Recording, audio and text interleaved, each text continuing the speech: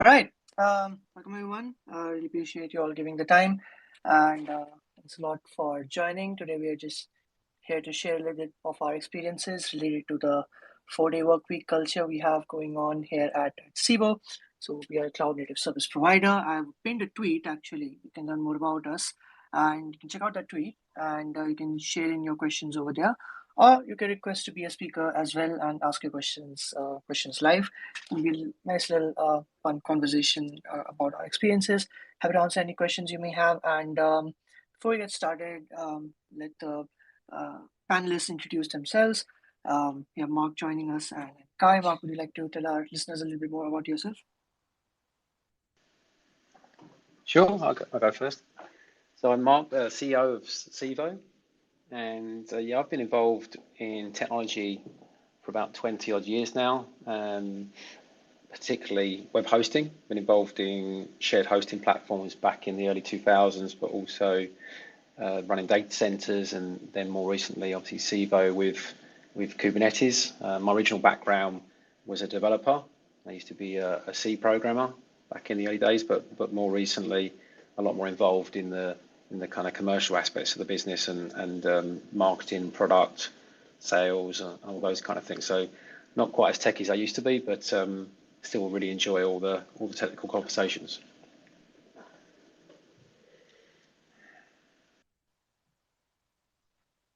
Cool. I'll go next. My name is Kai. I'm a developer and developer advocate at Civo, and I was just thinking that I've been at Civo for just over 3 years now. Yeah, I joined in 2019 as a web developer, and yeah, just been sort of doing stuff and helping the platform grow during that time.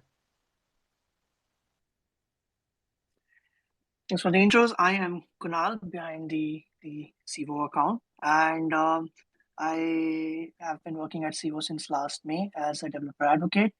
We're joining Civo full time. I'm yet to make a tweet about that, but I'll do that shortly. But yeah, super excited, and let's get started. So we have some nice folks joining in. If you have any questions, or if you want to just come say hi and join as a speaker, feel free to do so. We're talking about 4-day work week culture. Would love to hear your views. But let's get started with why a 4-day work week. And I know we implemented it on like a trial basis. So Mark, maybe you can share what was your thought behind it regarding implementing a 4-day work week. Yeah, sure.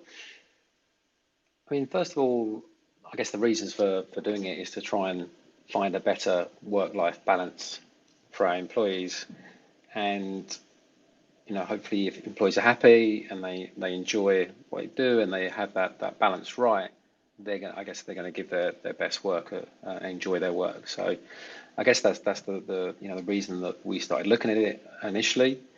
And yeah, a bit of the history of how that came about. I remember this is kind of pre-pandemic, and about 2019, 20, that kind of time, when we were talking about it. It was myself and Andy Jeffries, our current CTO at the time, about maybe doing summer Fridays just throughout the whole summer. And that was an idea that I'd read about another company doing something similar. And we talked about on and off of whether we should try that one summer, and then we were about to try it, and then the pandemic hit, and we thought, well, this is not a good time because everything went to lockdown, and we're very focused on just making sure the business was just running as sort of BAU.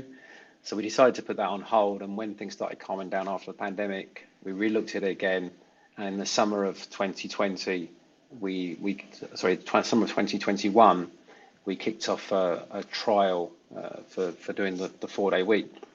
And just for some background, maybe, we've been running a 5-day week, like most companies, and it was actually 7.5 hour day, so 37.5 hours a week in that regard. And for the trial, we decided to compress that into 4 days, but at 36 hours. So it worked out being a 9-hour day in that. And as part of that, nobody's salary was adjusted. So it was still paid the same, but it was just compressed into a 4 days with slightly less hours. And then I guess after successfully trialing that in January 22, we'd actually implemented it permanently. But we actually made a slight adjustment in terms of the hours. Again, we dropped to 8.5 hours a day, so it ended up being a 34-hour week compressed into 4 days. And so that's kind of a bit of the history. Kind of also, I'm happy to elaborate more on the benefits and the challenges that we had along the way, but that just gets things started.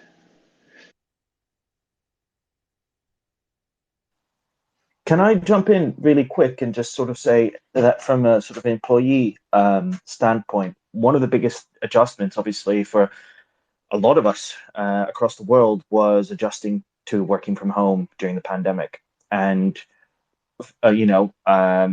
quite often, if you're inside your house 7 days a week, not really doing much, it was very easy to just kind of like find yourself at the computer at crazy hours pretty much every day. And what was nice about this whole thing, where we were still, I mean, Civo is now fully remote, but we kind of had this kind of gentle encouragement to, like, no, honestly, take yourself away from your desk, do stuff this entire day, and have a weekend. And that was, I think, for me, a very significant sort of part of the like a conscious culture building during the pandemic.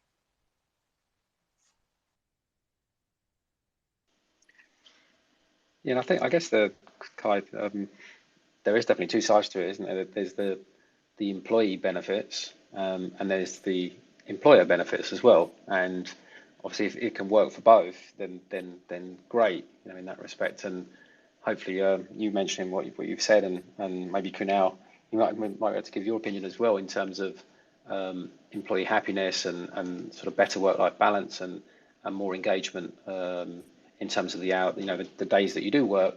I guess feeling more refreshed or whatever gives you, a bit more energy in those days that you do work. Most definitely, I could not agree more with the points you mentioned. Even without, like, let's say, before the 4 day week culture, remote work in itself was a big big boost when it came to work-life balance, at least for me. So a lot of folks may have this question, right? So when you're talking about a 4 day work week, can we also talk about 5 day work week? Like, what's wrong with a 5 day work week? I mean, I work like mostly officially, if it's a 4 day work week, I definitely utilize my weekends quite a lot because I don't have many like community meetup calls or whatever. So I write some blogs and things like that, work on content creation. But for folks who may be new to this term, can we also discuss a little bit more about what are some of the downsides of like a 5 day work week, if any? Mark? Yeah, I mean, I don't necessarily think there's any downsides to it as such. I think the other thing we've got to think about carefully is that a 4 day work week is hard to establish in every business. And I've been involved in other businesses where your employees are on like chargeable work as consultancy, and if they're not working that fifth day, then they can't be charged out to the client for that fifth day. So I think it's also about what's doable with the organisation that you work for, and the kind of challenges that you'll find for that. But from a Civo's perspective, the good thing is most of our staff are technical, and there are a lot of developers and SREs and developer advocates, and so there wasn't necessarily a reason to be working a particular day, as long as we had cover on the days, that fifth day, if you like. But I guess the way we got around that is making sure that certain people swap either the Friday or the Monday, it tends to be, to make sure we do have 5 day coverage. So it's not like the whole company works 4 days. We had to that was one of the things that we had to kind of figure out, but it wasn't too hard to figure out. I think generally speaking, we've got really good, well, definitely speaking, we've got very good employees, so that we kind of leave it to themselves to kind of work out between them, and it's just kind of worked out, and it's worked for us. But I don't think there's anything wrong with a 5 day week. I guess we're trying to maybe just go that extra step, and maybe companies that want to go that extra step and look at a 4 day week, it just strike that better balance, maybe work-life balance. But I think the other important thing to think about is that we shouldn't be too focused on hours, and especially in this kind of post-pandemic world, everyone's gone to remote working.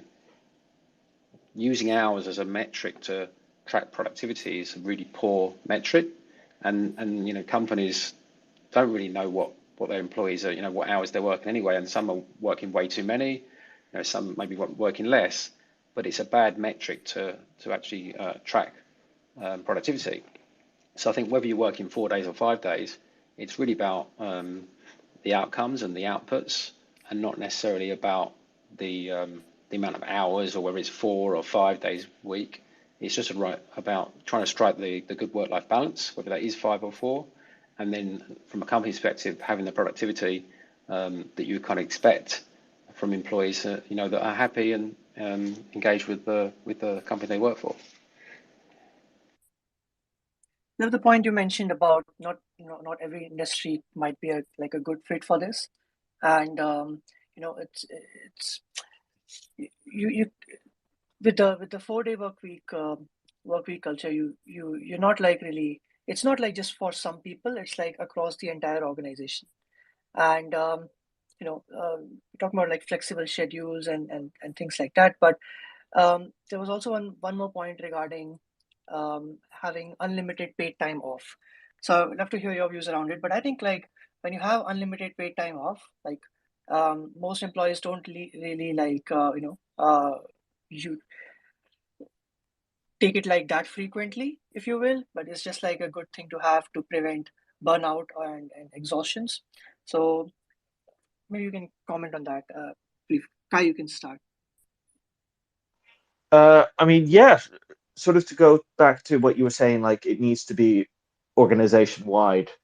I think that's fundamental. Like it would create resentment if some teams were not able to benefit from a policy like that, right? If if it's more okay in some teams to sort of like it has to be like from the top down, like everybody's doing this and everybody's buying into it. And then the really important thing would be as well to make sure that people do take that time. That sure, sometimes, okay, fine, you might need to catch up on a Friday to make sure that something gets over the line. And I know I've done that, but at the same time, I kind of know like most of the company's not going to be around on a Friday, so it's encouraged to actually take that time off, and I think that's really important. Yeah, to add to that, I mean, I guess, and I guess Kai and Kunal, you're probably the best examples, but to give a response to this, but it's about empowering employees to do the right thing as well, and we trust our employees. So there might be times when, because you're compressing hours essentially, maybe people haven't done enough hours Monday to Thursday. They feel like maybe they should log on and do some extra on Friday. It's not a hard and fast rule, and there might be other times when it's more the other way. So I think it's about trusting the employees to get a sense of do they feel they're doing the right thing, and then making that decision themselves. And like I says, people do log on Fridays. Sometimes that might be because they feel like they took a bit more flexibility somewhere else, but also it might be because they've just got a bit more extra work to do and catch up on a couple of things, and they do log on. So, but we leave that choice to the employees, and I don't believe anyway there is a kind of an expectation, kind of hidden expectation there that sits there to say, or you should just sort of show your face, pop onto Slack on Friday and send a few emails. I don't believe there's an expectation that we've kind of this hidden expectation that we've set. Perhaps I'm not the right person to answer that question though. No, I just wanted to say that I've never felt that, and in fact, what I've found about sort of occasionally working a couple of hours on a Friday is like it's nice that the Slack's not constantly pinging, that I can actually like take some time, to say write a longer form piece or something, because I know that I probably won't be sort of nudged and just gone like, hey, could you just take a really quick look at this, because people just aren't doing that sort of stuff on Fridays. So that's what's really worked for me in terms of like grabbing an hour or two on a Friday.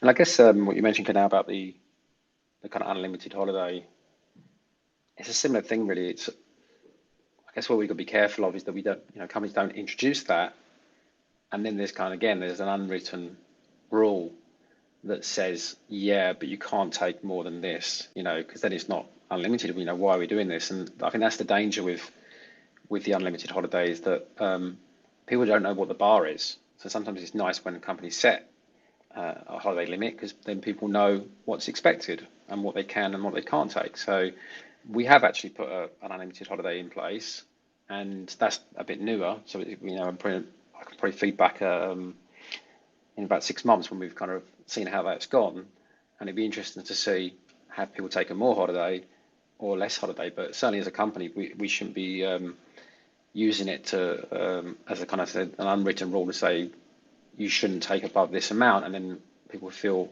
in fear, I guess, of taking holiday, and then ended up taking less because that shouldn't be what it's about.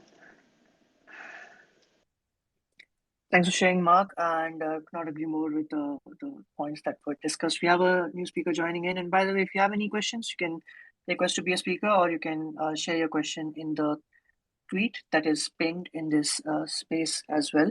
Pedro, would you like to give yourself an intro and ask your question or share your views?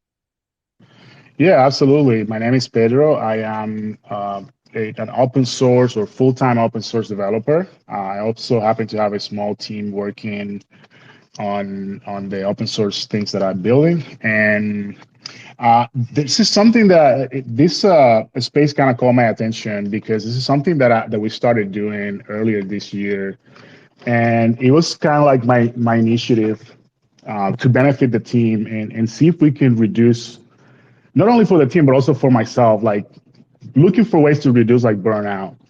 And so the thing that we do is like on Fridays we close everything up. Like we don't do any coding, we don't do any like meetings, but instead of that, we just kind of close the week. We spend like an hour kind of summarizing everything we did, but it's like super light kind of work. And I don't want to say forcing, but it's like let's just say enforcing. I'm looking at enforcing that we're not doing work on Friday, and that to me that it's work magic. I've done a lot of research trying to find like the best intersection between the people that collaborate with me and the interest of the organization. And I think time it always comes up as like the one thing that people want. People want time back. That's my input. Back to you.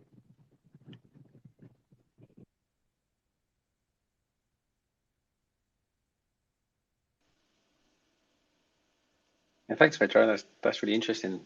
Well, we don't currently do that kind of engagement on Friday. I mean, some people might pop the odd Slack message in, but I guess that's quite nice in a way to sort of get the team together and have a chat and engage with each other on that day off. And then I guess would you do that for an hour and then everyone would then be free to kind of do what they want? How does that work? So I really want to get to a point where we're not even doing anything at all on a Friday. But I'm trying to implement these things like little by little. They're kind of new to me. So, but I want to get to a point where we are not even showing up. So maybe we'll roll back and take that hour of like summarizing in the week and maybe move it to Thursday. But even giving people like working for an hour and then, we kind of close for the day. I think even that it's very helpful. I can only imagine how that will be when we roll back to like nothing at all on Fridays. Yeah, I think it's important as well to make it work, for each individual business. There's no hard and fast rule that says it has to be done the same way and the way we even do it. Some people might prefer, generally it's Mondays and Fridays, but some people could take off Tuesdays, Wednesdays, so I think it's just trying to find what works. And I said we have kind of got a guideline on hours that people work, but then we don't enforce that. We don't even track that when we've got employees all around the world, so it's very hard to track that.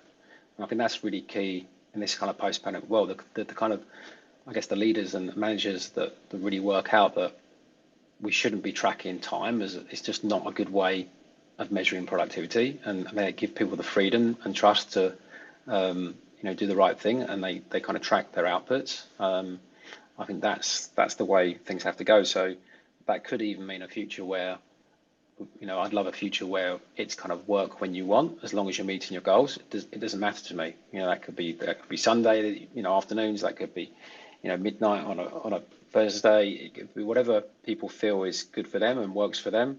As long as they're getting their work done, then I think it's about finding the best work-life balance for each individual person. So maybe in the future we might even trial going even further and just say, work when you want. But I guess that takes a big leap of faith and trust in employees, and you've got to have that culture. So maybe from our point of view, that's kind of one step at a time, but gives you an idea of some of the thinking that we're doing. Yeah, I was just thinking, just following on from that, of what Pedro was saying about the sort of retrospective on Friday, is, I mean, Civo employees are in like all possible time zones at the moment. So, doing a everybody online at the same time thing is actually a fairly narrow window on any given day. So what I like about I like the idea of having that sort of retro, but even that might be able to be asynchronous. You might not need to have everybody online at the same time. Just make sure that on a Friday, or whatever day, summarize what you've done. But then just to follow on from Mark, what you were saying about the sort of work when you want, I think part of the other side of the coin of that trust, and the trust that the management needs to have in the employees, is the fact that management needs to be there for the planning of those tasks, right? So if we know that in a month's time we need to have this done, but you can work that however you want, then that it's really crucial that that month's work amount is planned correctly, that it is doable, Yeah, and I guess if you're working as part of a team, you can't all be turning up on different days when you're trying to collaborate together. So there's definitely challenges in that. It would be, I always think it would be great to be in a world where people, almost everyone feels like their own boss. It's kind of like, I'm not feeling it today. I'm going to take the day off, or I'm going to sleep in, or that kind of thing. And then if they're on a roll, what it's like when you get in deep coding mode and you just you code until midnight or whatever, and you're on a roll. Yeah, you lose track of time. Yeah. Then that's fine too. It's just trying to find that balance for everyone. But I guess, yeah, like you say, there's challenges with people being online at the same time, and maybe they need their manager, but their manager's off that day, and you can never align when people are in, and you don't know who's in and who's not in, and it could be a bit of a nightmare. But I'd like to think maybe if we did try that, we'd come up with some kind of way of trying to schedule that in, at least if maybe people book off a few days in advance or something if they know they're going to be off. But that takes away some of the gloss, I guess, of kind of waking up when you're not feeling great or something, and just say, do you know what, I'm going to start 2 hours later or 3 hours later. I believe with the point that was raised, like, can we have a choice which day of the week you need? Not sure how well that would work. Like, it's the goal is to maximize the parallel work time. Like the Mark mentioned, your main manager may be offline or whatever, but then the Kai mentioned that he works on Fridays when the Slack is like relatively quiet, and what Pedro mentioned, like how they are implementing it, because one of the disadvantage of a 4-day work week is like it's not meant for like every business model, and I'd love to talk about like smaller organizations and like bigger organizations as well. So maybe we can have a brief discussion around how does one know if the industry is like a good fit for a 4-day work week? Yeah, I think, as I mentioned earlier, it probably doesn't fit every business. I'm involved in another business called defense.com, which is a cybersecurity business, and we do a lot of penetration testing, for instance. And our pen testers kind of charged out a day rate.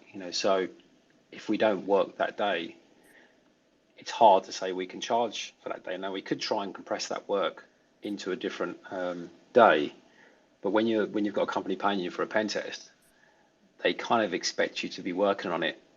If you sold like a 5-day pen test, that they're going to be working on it, Monday to Friday, and why was no one testing on that day? And if we said, we worked two hours extra on the other 4, it starts to become a bit complicated. And the same, we have consultants that visit people on premises, and if they didn't turn up for that Friday and say, well, sorry, I don't work Fridays, so, but I'll come back on Monday, or do you mind if I work late for 4 days? And someone saying, well, no, can you come back? So I think there's complications and that's why in that other business, defense.com, that we haven't implemented it, and we're trying to work out if we can, and the challenges of that. We'd like to, but it's just a lot more complicated, and we have a SOC analyst team as well, which is a 24/7 team, and how it works with them, to cover all the shifts and things, it gets more complicated. So I guess in the bigger the businesses, it's going to have more departments with more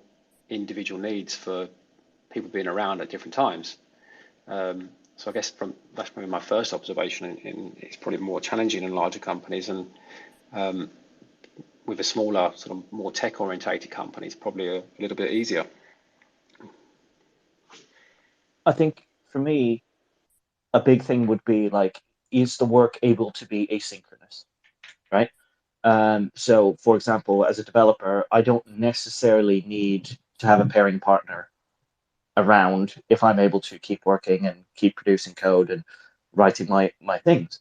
But if you are doing something for clients directly, if you're doing something that requires 24/7 monitoring, then you would need to plan to have enough staff that are able to do that on rotation and be able to be present.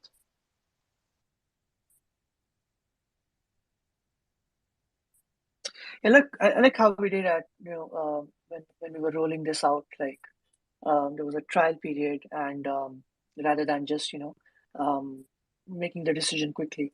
So I believe Pedro, that answers the question. But if you have any other questions, feel free to ask. And anyone else, if you have any questions, you can request to be a speaker, or you can ask in the pinned tweet. Cool. So there's one more question. Since we were talking about smaller companies, would we recommend doing this from the day one when we are starting a company? How does that work, Mark? You've started a lot, so maybe you can share from your experience. Yeah, definitely. I certainly think with a new company, it's kind of easy to bake in from the start. So I would be pro if you can do it, because once you're already working in a certain way, it's very hard. Certain departments, take that 24/7 example. If you did set up that way to start with, everyone would understand all the shifts they have to work and all that kind of stuff. But when you've already got a process for that, and you suddenly have to change it all, it's quite disruptive for employees, their hours, but also for the company and how they're going to manage that. So it's definitely easier if you can bake it in from the outset. That's definitely what I'd recommend for anyone thinking about starting a company. And I can definitely say it's been a really positive experience from our point of view, and I think from our staff's point of view, and it's kind of really helped us in areas that in other areas, rather than just employee engagement and happiness, it's helped us in terms of recruitment and retention as well. It's helped us recruit people, and it's a nice perk. It's a nice benefit. So that's certainly helped. And then I guess we've got a low churn rate on staff, so I guess it's helping with retention somewhat as well. So it's not the be all and end all, because obviously in general culture is the most important thing, but it can help to have a happy culture.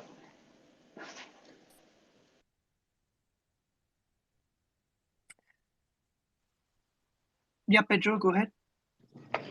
Yeah, I agree 100% with Mark's statement. In fact, as a small company, Funnelster itself, one of the things that I like to focus is on bringing people with the right fit to the team. Because the thing is that this is a big boy and big girls kind of work when you're doing this asynchronous, when you're trying to bring asynchronicity. I don't even know if that's a word. it's a lot of ownership. It takes a lot of ownership. So I think if you're a small company, it's a good opportunity for you to kind of bring people that understand that, in a sense, you're kind of your own boss. You are responsible for your piece of the work. And I don't know, I really don't know. I don't have that experience. I don't know how that scale, how that's going to work at scale. But at least at the beginning, setting those foundations, I think it's super important.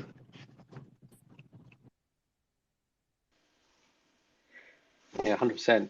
And just added to that, we've all probably experienced some sort of change in the workplace, and I think some people react to change better than others, and we're all different in that regard.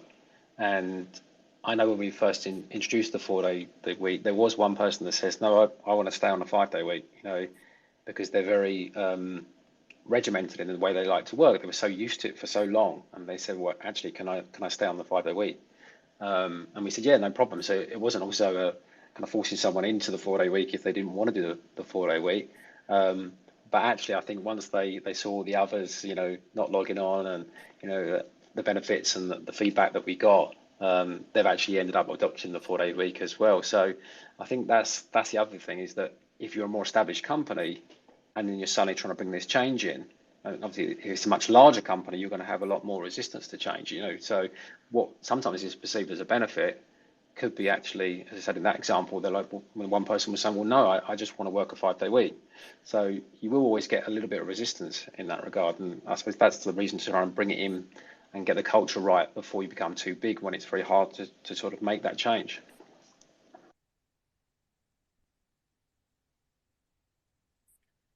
Thanks for the question, Pedro. I believe that that answers it, and appreciate you asking it as well. So Mark, as you were mentioning about analyzing like success, you mentioned you don't do it with hours. So can you maybe share a little bit more about how you've analyzed success post the implementation of the 4-day work week policy? Yeah, so I think I mentioned before that we run the trial first, and then we did that, yeah, for probably a good 6 months before we implemented it as a final benefit. And yeah, we did try and analyze different touch points to see what the effect was, but most importantly, it was kind of employee feedback, obviously speaking to people and understanding whether they thought it was a good thing and enjoyed it. And it was quite obvious, I guess, from the start. I don't know if Kai or Kanao, you agree, but it was quite obvious fairly quickly that people did enjoy doing the 4-day week and the flexibility that gave. Would that be fair, Kai? I would absolutely agree with it. Weirdly, the flexibility that it gave structure to my weekends. So I was able to get, all the laundry done on a Friday, and sort of just make sure that stuff didn't pile, like the sort of house admin stuff didn't pile all on the weekend. So I actually get to enjoy weekends fully, and that's like my personal biggest benefit of the whole kind of policy, is that me and my partner get to have weekends where we don't have to worry about all that stuff. You were still Yeah, working on Fridays, just doing the laundry. It's a different kind of mindset, Yeah, yeah. yeah. So For me, like for me as well. Like I mean, I do a bunch of things, so it was definitely definitely supportive. Like all the time I can get, but yeah, it's been fun. yeah, I think the other side of that is that, as well as the feedback that we got from employees, that that it was working well and they liked it, enjoyed it.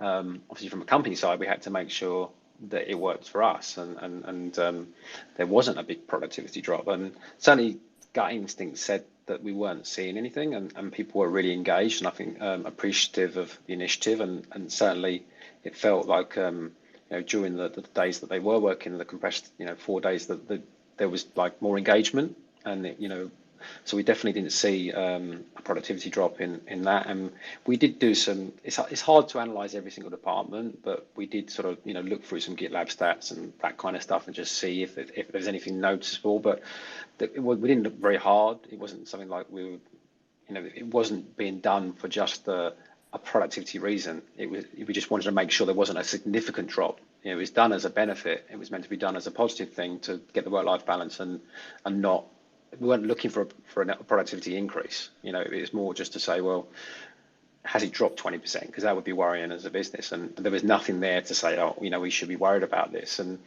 so, the way I kind of think of it as well is that obviously, we've normalized productivity of a 5-day week, and even if there was a slight drop, we were willing to take that, just to normalize it and say, well, that's what becomes our new normal. But for the benefit of having a happy staff, that's worth, giving up that 5 or 10%, But obviously, if it'd been 20 or 30% drop, we'd be a bit more worried, because that would cause us a problem. But so we did a bit of analysis around that. But there was a lot of feedback and sort of gut feel about it as well, and which was quite important. I believe at least, like the way I looked at it when we first started out was officially the Friday is off, but if you have some goals you're trying to hit for that week or the by week, I wouldn't mind, like, doing that even on like a weekend or whatever, as long as I'm not burning out. But cool. Thanks for sharing that. So one question now I have and I'm willing to ask is, will Thursdays become the new Friday?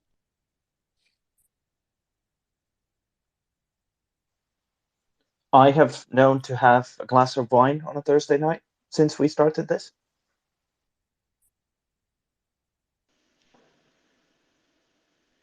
Yeah, I hope so, in a way, because it's kind of like, people should feel like their weekend has started early, and it's like, can we call a weekend Thursday, Friday, Saturday? Sorry, Friday, Saturday, Sunday. Could we call that like 3-day weekend? Going forward, that would be great. That people, if we're helping towards that, and spreading good things about this, and other companies start adopting it, it just becomes normal. Whether there's a set of productivity loss or not, it just becomes normal, and we get used to it as a civilization, and we build from there. So I think that'd be a really good benefit. For sure. I'd love to hear from any other people listening in, like, request to be a speaker. I'd love to know if you have any questions, or if you believe that a 4-day work week could never work, or if you're inspired to propose something like this in your own workplace. Yeah, it'd be good to hear from anyone maybe that has had an experience as well, or possibly, like you say, anyone that maybe is possibly a little bit cynical about it, whether it does work or might not work in a big organization, or whatever your feedback might be. I see some familiar faces, Graham and Marino and Sid. Hey, Graham, would you like to give yourself a little intro and share your views? Yeah, thank you, Canal. So, hi everyone. I'm Graham. I work at Daily Dev, which is a browser extension for developers that makes you form a good habit of reading more. But before that, I was self-employed for many, many years. So, it's a funny one, because I have thoughts on this, but I've never worked anywhere that's actually enforced a 4-day work week. But I now also work on complete flexi time. I work whenever the heck I want. That's one of the beauties of working remotely. You set your own diary and your own schedule. So I have done 4-day weeks. I've done 3-day weeks. So I have thoughts and opinions. But is there a particular area where, because I've joined the space quite late, where there's something not quite been thrashed out between you all, and that I could add some value, hopefully, or at least an opinion? I mean, one thing I'd love to hear your experience on is around the sort of management of goals in that sort of free to work when you want kind of hours culture. Yeah, so I mean, I've found it. Yet again, I've been self-employed for many, many years, so I've always set my own hours. And I just find it so liberating, and you can get a lot more done overall once you acclimatize to it, because you've not got that constant worry of like something comes up in your personal life and like it needs dealing with, but you've got to be at work. That puts so much strain on you that you get nothing done that day anyway. All you're worrying about is, right, when I get home, I've got to get this, and this done.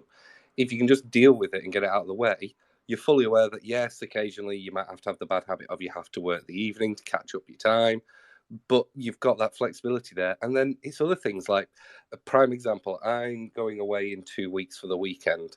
So I'm going away Friday through to Monday, just a long weekend.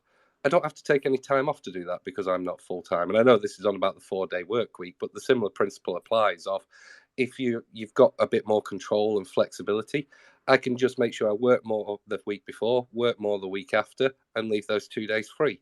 And I'm effectively will be doing 2 4-day work weeks, just with some slightly longer hours each day. So I think the principle is going to work for some industries, especially tech. But for some industries, I'll be brutally honest, I don't think 4-day work week will work, especially things that are, very customer focused, very customer centric. Trying to control the holiday schedules in a lot of companies is a nightmare as it is. Trying to then control the overlap so you've always got enough staff in on a Friday and a Monday or whatever day, I think would just become chaos. So I think for some companies it's awesome, and if you're in the fortunate position to be able to work in one of those companies, blooming go for it because it's amazing. But I also think some industries will never be able to take on a 4-day work week, to be honest with you. Graham, I'm interested to hear, I don't know if you missed the bit, but I mentioned at one point when we launched the 4-day week that the one person actually wanted to work the 5 because they were very used to that, and they eventually did change because I thought that they saw the benefits, but there is always some resistance to change, and I think we also touched on the fact that you have in the sort of unlimited holiday example of people not necessarily knowing what the acceptable sort of level is. Do you think that if you had a kind of work when you want culture, that some people might have an anxiety around how often they should be logging on and when and for how long, and you might find yourself that you find that liberating, but for someone else could that be they want to know what the bar is and what the expectation is, and is it too flexible for certain people? Oh, 100%. I think you're definitely right there. But I think there's a balance with it of what if it was flexible to set your hours? You could have set hours every week, but you can be flexible about setting them. Like I said, for me personally, being flexible works really well. But I agree, for some people, that structure wouldn't work, especially if you've got kids and stuff and you have to do loads more planning. I'm quite... I can cope with all of that sort of planning side of things very easily. I don't have the stress. But if you've got several children that all attended schools at different times, everything else, a very structured work week will go wonders for making you feel a little bit more secure and being able to plan out what the hell you're doing all the time. But yeah, I think there's somewhere between. You were saying about the person who didn't want to go to a 4-day work week. And in some ways, I might have been one of those people, to be honest with you, because sometimes I like to do a 6-day work week. And if I had to pick something long term, ironically, I would probably pick a 6-day work week and work less hours each day so that I can get more done and also have more free time in the evenings and spend more time with friends and family and stuff. So it's a really weird one that when I don't know, like I said, I've not worked for a company that's enforced a 4-day work week. I want to make that very clear. But I have a gut reaction that I would find it very strange unless it was literally 4 9-to-5s. In which case, as long as my salary stayed the same, I'll hire me tomorrow. I'm well up for it. Yeah, I think that's really interesting. You saying about the 6 days and doing less hours. I think, you probably went on for the early part, but I'd love a place where we just give people the choice, and what works, as you said, Graham, it might be 6 days for you with less hours. For someone else, it might be 4 with more hours. And I was kind of saying that hours actually is a really bad metric. We shouldn't really care about hours or days or whatever. We just really, want to make sure that people, with the goals that we set people, they're kind of, delivering on what we expect, and obviously that hopefully they're happy and getting what they want from their job. And I think if we could get to a place where people are feeling empowered to do that, that in my eyes that would be great. And hours and days is a bad metric from an employer's point of view, I think, of tracking any kind of productivity. I mean, if you don't mind me quickly jumping, because I've noticed Enoch's got their hand up. Yeah, I 100% agree. And there's one thing I wanted to make clear, is that here, like, I have an expectation to be full-time and work 40 hours. But if I work 30 hours and I get everything done I should have got done in 40 hours, no one's checking up on me. No one cares how many hours I actually work. You're right, it's all about the productivity. So some weeks I might smash it out the park, work 20 hours, look like I'm an absolute legend, and get everything done. And then some weeks, everything might go absolutely horrendously wrong. I might end up doing 60 hours that week, looking like I've only done 20 hours. It doesn't matter. It's all about the overall work culture, I think. And I think that's possibly why I'm so far on the side of very flexible schedule, is I've been fortunate to either control my own diary or work somewhere where I have full control of my diary and people aren't checking up at what hours I'm logging in or anything like that. They're just bothered, am I outputting what's expected to be outputted of me? Am I delivering value? And that's all that people care about. So I do agree, though. You're right. It's hours is one of the worst metrics. And it encourages people to then go, oh, I've done 70 hours this week, which used to be my big boast when I was young. I've done a 70-hour work week. So what? I did like 20 hours of actual work in that time. Yeah. And I guess we've all seen someone at one time or another in their life that has maybe been trying to impress their boss by staying an hour later, but not actually being very productive for the rest of the day, type thing. Thanks for the question, Graham. Kai, you can go and you can share your views. And after that, Henok, you can ask your question. Yeah. I was just going to say, Henok, go ahead. Oh, it's fine. I think you can go first. Literally, that was what I was going to say, is you go ahead. Oh, okay. Thank you. Okay, I am Henok. I am a computer science student. So I don't have a 4-day work schedule, but I'm curious to know something. So the first one is, have you guys had any like pilot programs where you implemented or like tested a 4-day work, and so like every bit of the employees like did some analytics? Because I've seen like some papers in psychology where something that's meant to be a positive turns out it affects us like negatively in some way. I'm not saying like it affects them, but it might be, I don't know, psychologically or something, anything related. The second one would be so it's 4-day, right? So aren't employees, yeah, the productivity will increase. That's what you guys said, but doesn't what is it called, like the focus and the attention to work and the details decrease as there are like few days? Thank you. Yeah, I mean, that'd be a good one to, I guess, for Kai or Kunal to answer. I mean, in terms of, said from an employer's perspective, we were willing to take a productivity hit anyway, as long as it wasn't material. I think we weren't looking for gains, and we were trying to just normalize what, how things were in a 4-day week. And we think there's a work-life balance for that. And it was worth a small sacrifice. But actually, I don't think there has been a sacrifice in terms of productivity. And I hope as well that the people like Kai and Kunal do not feel that the days they do work are too difficult. As I said, we did actually reduce the hours anyway. So we started with 37.5, and we've actually implemented a 34-hour week, so 8.5-hour days rather than originally 7.5-hour days. So it's a 1 hour extra a day. No, the same pay, but just compressed in that regard. So we did try, and when we first trialed it, we actually trialed 36 hours and 9 hours, and that felt too long to me. And again, we said we don't really track hours, but I didn't want an expectation that people feel like they have to sit in front of a computer for 9 hours. So it was trying to relax that. But as we said, we've got to try and create a guideline for people, because some people feel like they want a guideline of, well, how many hours do you expect me to work? So me personally, I'd rather not have hours at all, because I think it's a bad metric, as I said. But some people do want a guideline of what is expected and what's not, what's acceptable. So I don't know if that kind of answers your question, but maybe Kai might give some feedback from the employee side. Yeah. So I mean, when Henok, you asked, like, does it affect your focus? I think it focuses you more. You know that you've got 4 days with your teammates.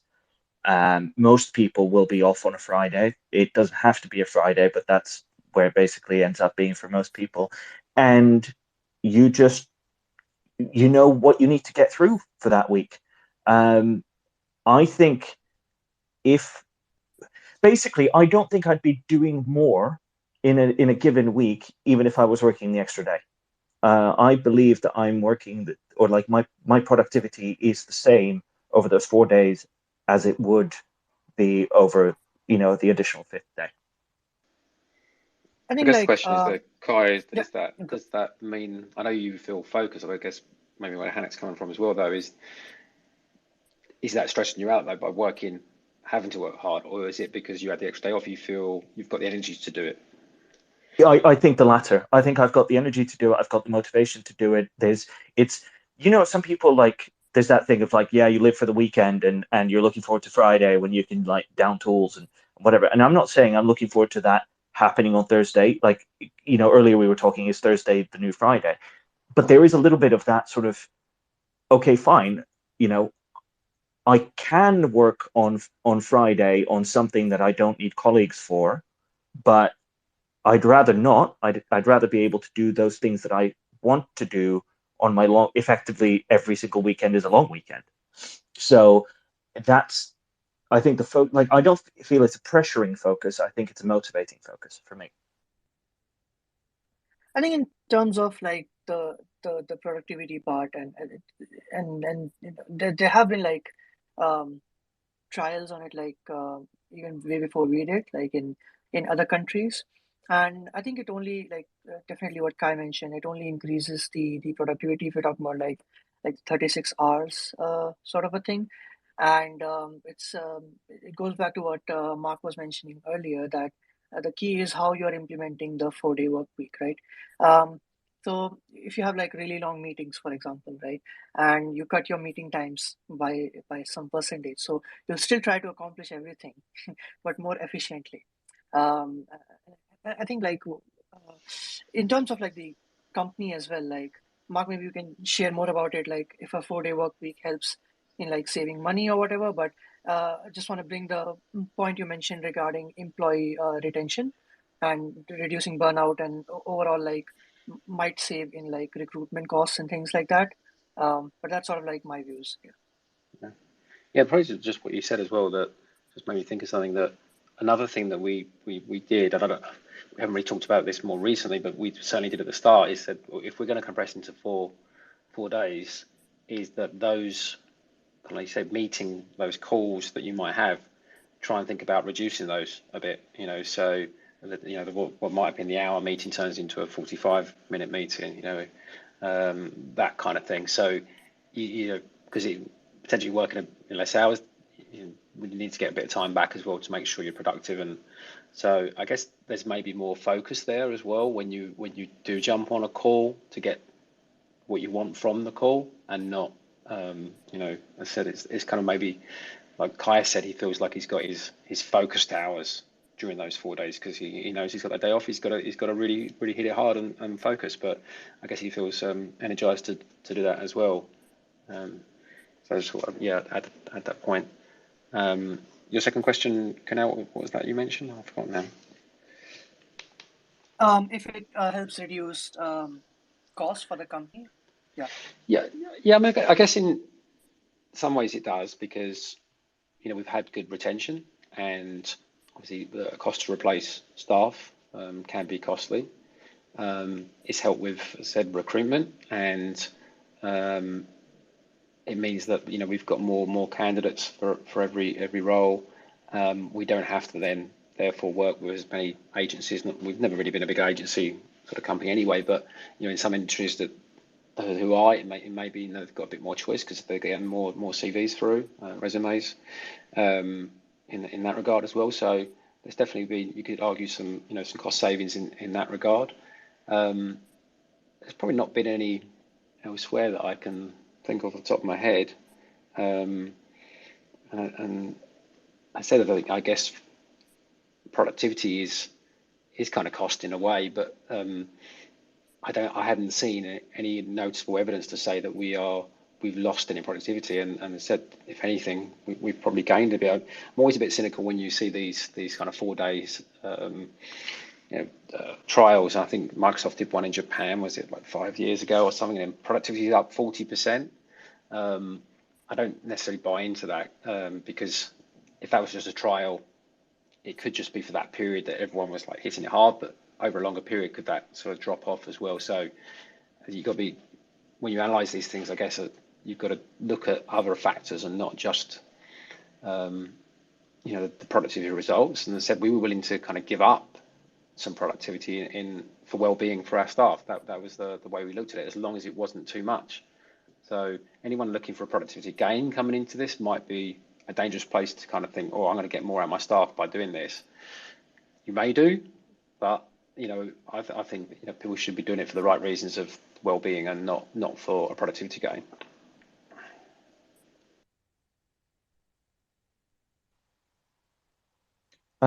Graham, you have your hand up. Yeah, so there's something you said there which I think is a really important point in this, which is the retention of staff, like staff happiness. I think a lot of people don't take that into account, especially small business owners, the fact that it is very costly to bring someone up to speed. I reckon it took me at least 2 months to get fully up to speed in my current job. That's 2 months of dead money where they're paying me. So it takes a long time to actually ramp up and actually become a fully productive member of the team. And I think the 4-day work week will probably offset cost-wise for a lot of companies with the slight reduction in productivity, with the fact that obviously people will stay longer, hopefully. And because, if you're offering a 4-day work week, I'm not going to want to leave that once I've got used to it. Like, it'd be really hard to go back to a 5-day if that's the way you're structured. And then I think there's probably a second aspect of it, which is the good and the bad. You mentioned obviously Microsoft doing the trial on it, and my cynic brain immediately went, right, okay, so what they're going to do is 4-day work week, cut all the meetings back, get everybody to be more productive, find all the ways to improve processes so that they can get just as much work done, and then go back to a 5-day work week. That was my cynic's brain of the way Microsoft probably running it. I can tell that that's definitely not the angle that you're coming at it from, Mark, and I think it sounds awesome that you've taken the initiative on this. But that is my concern with it. Like that is my concern, that a lot of these big mega companies are going to do the 4-day work week, find all the ways to save costs, and then just ramp back up to a 5-day work week and expect people to output 25% more. So I just wonder what people thought on that, or whether I'm just a terrible cynic. That's interesting. I didn't look at it quite like that, but I can see it could be done, definitely, couldn't it? It could, like you say, cut all the meetings down, and people feeling when they get the stats out, wow, we got all this, look at this productivity, like you say, and then switch it back without all the meetings and without all the kind of But I hadn't thought of that, but it could be used to people's advantage or companies' advantage if they're not careful. So certainly not what our intention was, but like you said, so so we should watch out for that. Really, call people out, call companies out if they're doing that.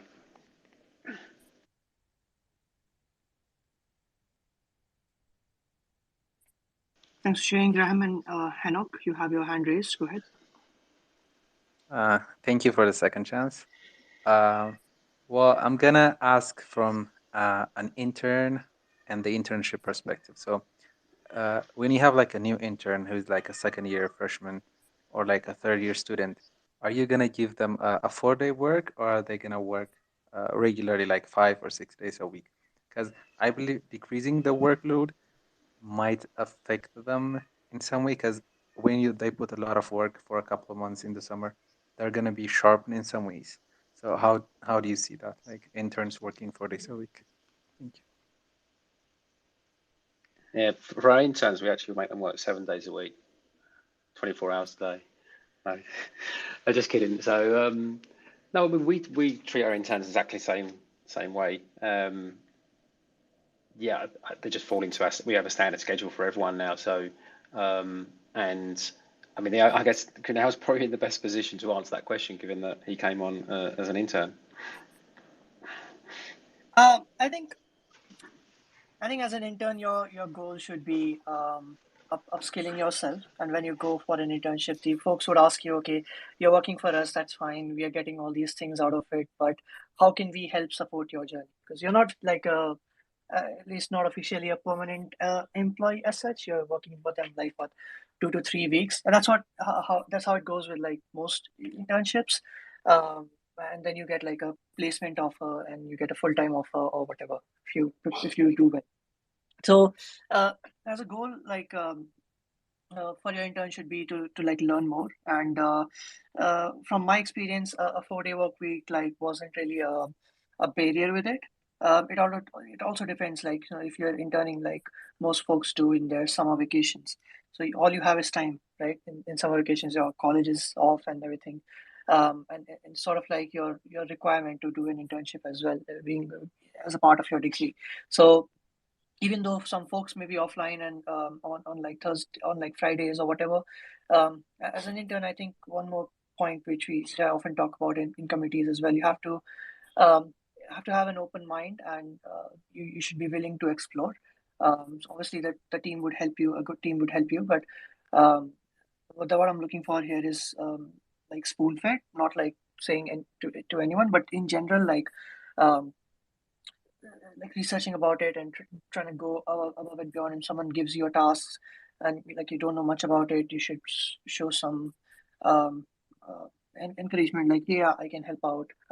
Even if I don't know, I'll learn and I'll contribute. So I don't think like a 4 day work week really affected that in a way. Like obviously increase the productivity and everything. And for me, like I personally, even though I was working as an intern, I did not like feel like it. I graduated like last week or something like that, and officially I still am an intern, like in the in the CO contract or whatever. But I didn't feel like it much. Yeah. And we got I can see we got Bala on as well. One of our interns is listening in. I'm sure if he wants to give a view as well, but don't want to put him on the spot. Yeah, Bala, request, and I'll send you an invite as well. Yeah. We have a hand raised as well by Pedro. Yeah, Mark, go ahead. Go ahead, Pedro. Absolutely.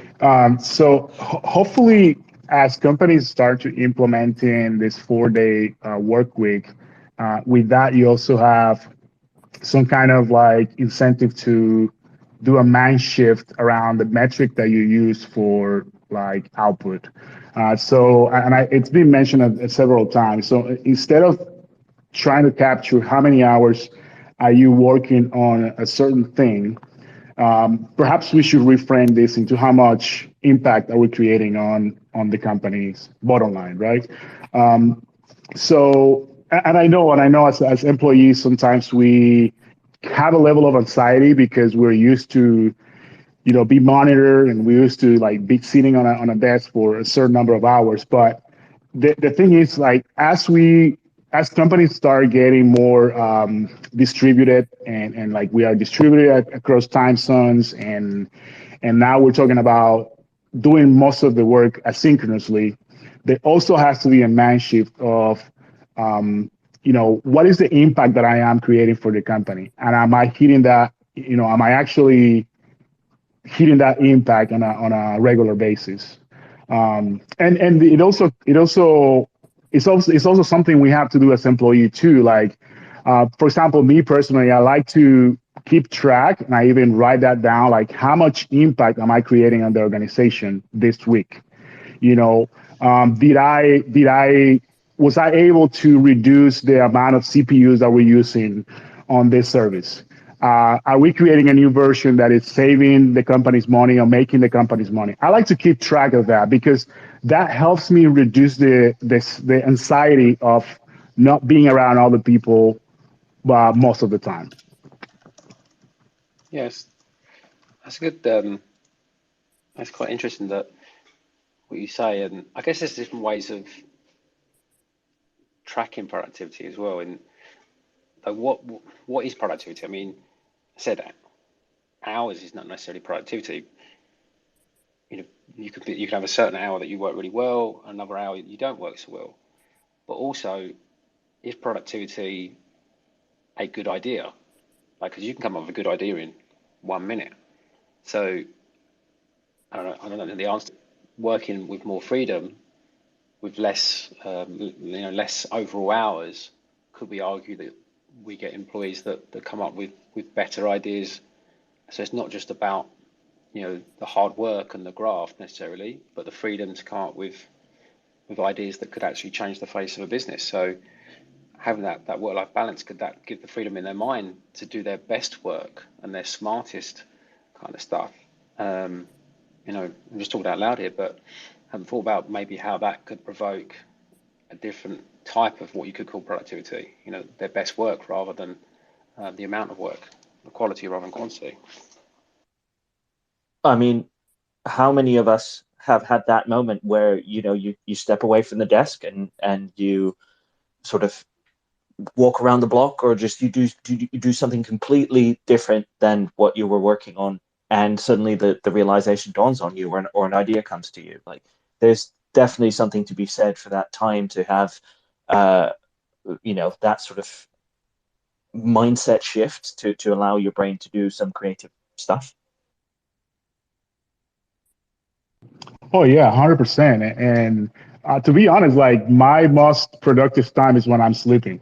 As crazy as that might sound, like when I have like a hard task to do and I get stuck with on a task, I solve that at night. In the morning when I wake up, my first like few hours, usually like the first 4 hours of my day, like I solve all of the things that I couldn't solve the day before. So yeah, I'm 100%. This is a great point. I totally agree with that, Pedro. I think the same. In some of my best ideas, I kind of always dream them up, and you wake up in the morning and it's come to you. And I always find it funny because we use that expression about sleeping on a problem, and maybe we don't read enough into that. But I always kind of think of that as, I say to people, leave that with me. I'll leave it rattling around in the subconscious for a day or two, and I'll come back to you. Because I think we underestimate the power of our subconscious mind. So you kind of almost throw that into the subconscious and kind of let it work it out, and then I guess that's where it comes from, sort of sleeping on it and coming back the next day with a solution for it, or like you say, stepping away because we've stepped away from this, let it, not under pressure. We've let the subconscious kind of think about this, how to solve this problem. We come back, bang, we hit it straight away. So I'm a great believer in that kind of sleep on it kind of thing. I think we have Joe who joined as a speaker.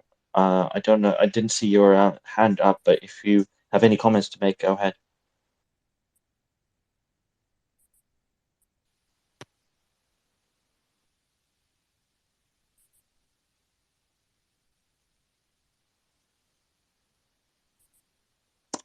We can't hear you. Can you?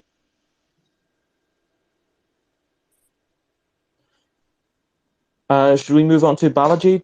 Do you have any Yeah, ideas about your internship?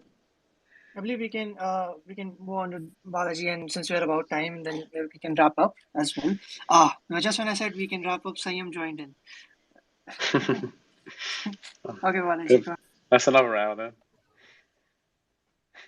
Hi, I'm Balaji. I started working for Civo as an intern 10 months ago. Yeah, as Kunal was mentioning, it doesn't kill your productivity, or in your internship, you expect most of the times to learn more, to explore more, to learn something new.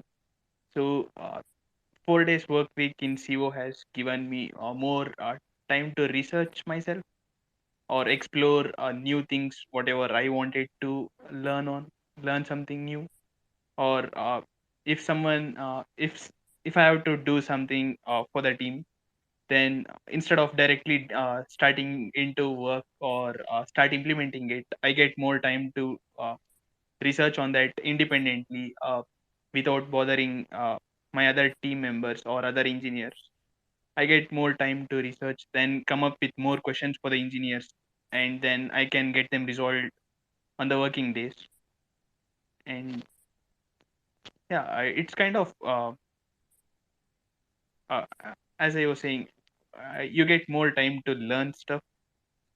Whereas in a typical 5 day or 6 day work week in other firms, where you spend most of the time with other engineers asking them questions instead of doing your own research. Really, that's a great learning experience as well. When I think this is like a hot take. Don't know if many folks would agree or not. if you're as a student, I don't think there's a thing like imposter syndrome as a student, because folks expect you not to know things. And imposter syndrome does not mean like I don't know anything. It's like I know something else and they're working on something else. In addition to that, if you do find yourself in quote unquote imposter syndrome, I think there's a silver lining as a student. When you don't know much about something, you can like then learn and contribute. So either way, you're benefiting from it. So uh, love the point you mentioned, Balaji, that you get more time to learn. Just the entire point, most of the point for an internship. Yeah. See, we've Sayam joined as well. Sayam, would you like to give yourself an intro and share your experience with the 4-day work week? Yeah, sure. I just dropped off from a webinar on CKS and I immediately joined this one. So, my name is Sayam and I'm working as the Director of Technical Evangelism at Civo. You might have heard all the awesome things that Civo has done and is doing from all the other people. But yeah, one of the coolest thing which this particular Twitter space is about is the 4-day work week, which is super cool. That gives a lot of flexibility to each and every individual in terms of learning, in terms of enjoying. Because you can have parties on Friday, so you can actually do a lot of things on Friday. Not only your research work, though we tend to do spend a lot of time, researching and stuff, because in a innovating company, this plays a very important role. Like we all keep on doing all the stuff all the time. So I think Mark is always keen on experimenting new stuff, and he experimented with, so we first actually experimented, he might have told you, experimented with the 4 day work week, and it went really well. Everybody was happy. There was no loss of productivity. So we saw even a steady growth in the productivity for each and every employee. Lesser health issues that were reported. So I think that went really well. That cycle went really well, and beyond, made it mandatory, the 4-day work week, and it has been very cool. Like we all have been working 4 days, no meetings on Fridays, so that's really good. Then you can have 3 days without any meetings, and you can relax. You can focus on your focus areas. You might be working on a task, so you can actually focus on that particular task without even any of the interruptions which are there, and you can go back fresh on Monday to different meetings and different stuff. So I think those are some of the key benefits that provides you happiness. And I think as an employee, I really do feel happy being part of this policy, because this gives me a lot of freedom in terms of what I can learn. I can do some of my banking tasks. I keep them on the Friday, so that I can complete that. So there are a lot of tasks that I can accomplish on a weekday which cannot be done on a weekend without even hampering my work. So those are some of the key benefits, according to me. And Sam, I guess we mentioned it earlier actually, that I know Kai gave some feedback. It's good that you're on and can maybe give some feedback. I hope you don't ever feel from your perspective that there's ever this kind of hidden, even though you're not meant to be working on Fridays, that you should be working on Fridays. And I guess you mentioned about maybe do some research or do some.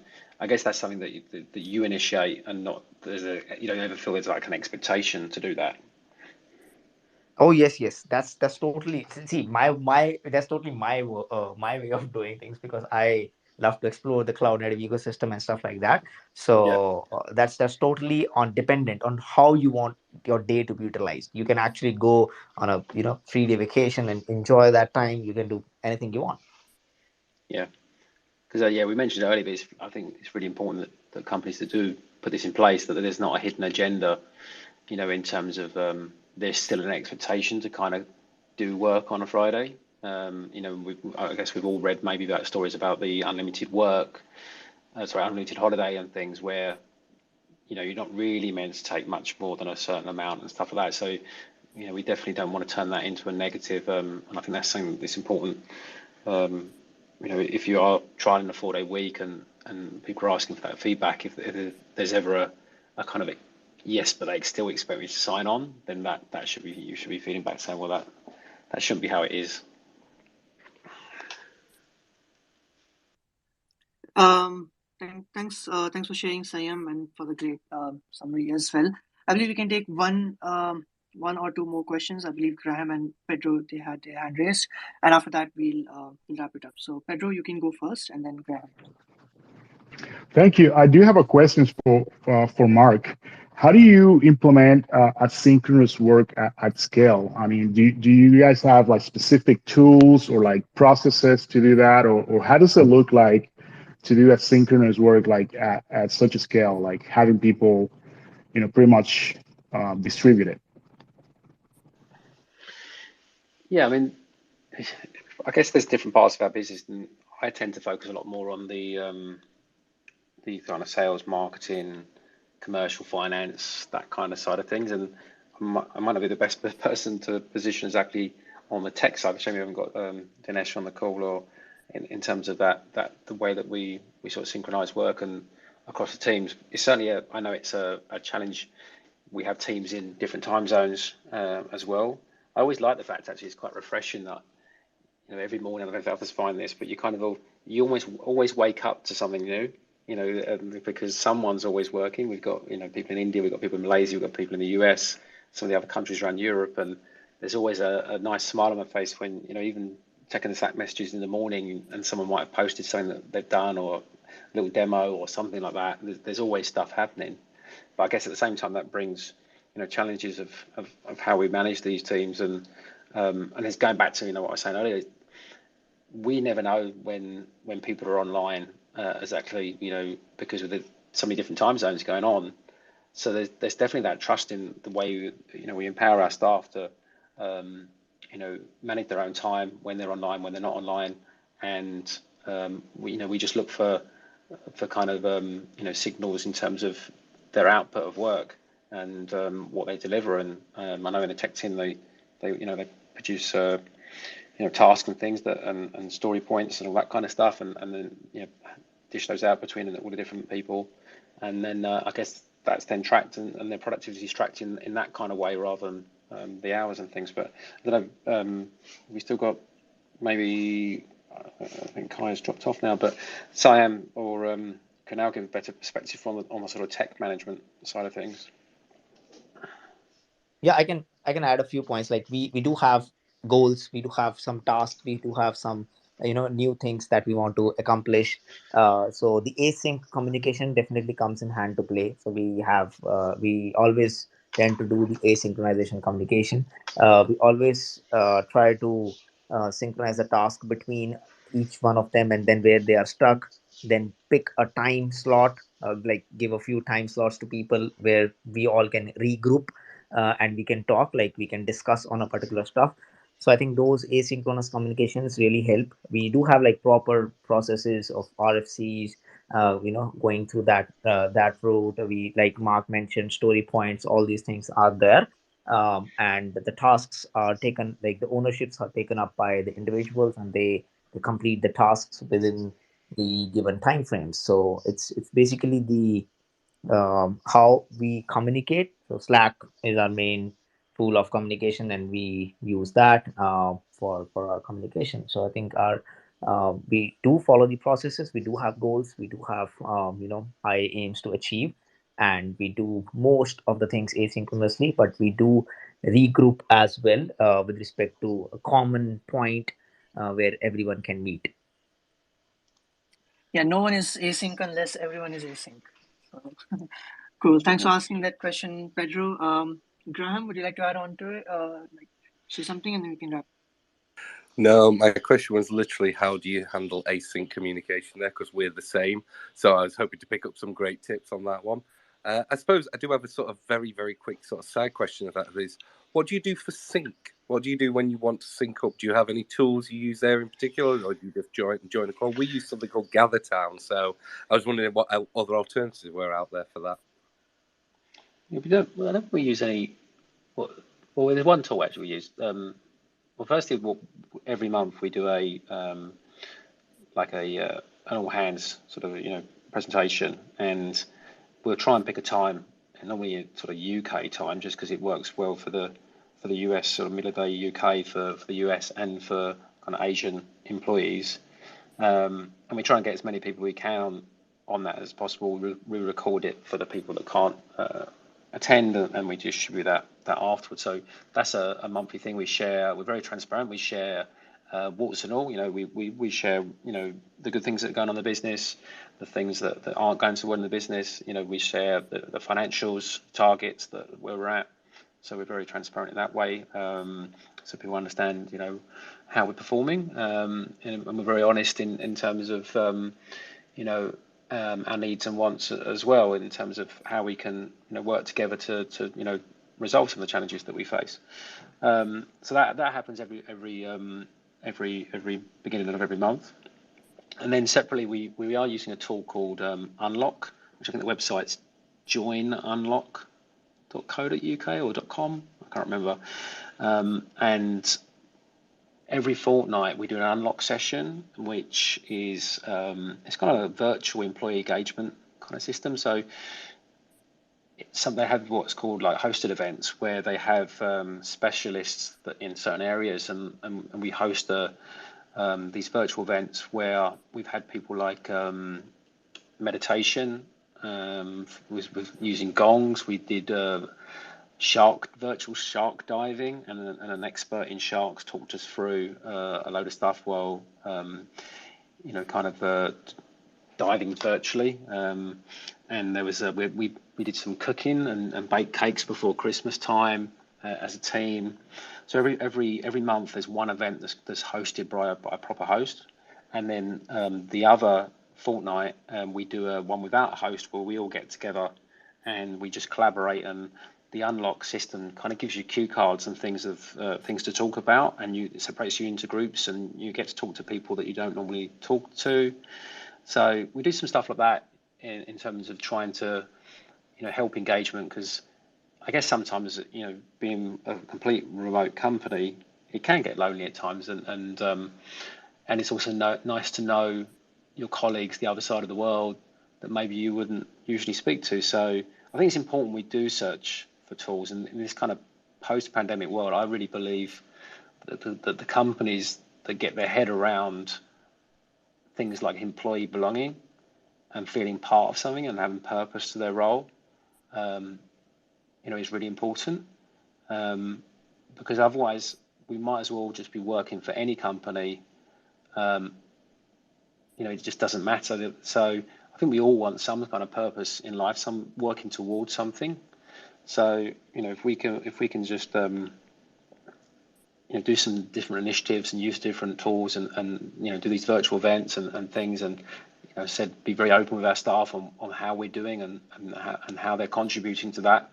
That just helps to bring that engagement and purpose to their role. No, thank you. And I've just found it's joinunlock.com.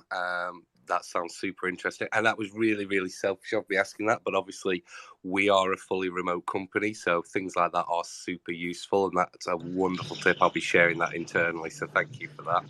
Yeah. If you want a personal intro to Maria, the CEO, I got to know her quite well and been sort of helping her on a journey, but it's a really good platform. Oh, that's amazing. No, thank you so much for that. And if you ever do a full space on remote working and stuff like that, then I'm sure our CEO would love to come and talk about that one. And I think that'd be really interesting. So let me know if you fancy it or not. Sorry to call you out in public on that one. I should have DM'd you, but it just sort of came out. Sorry. Sorry, writing that down. Yeah, I'm on it.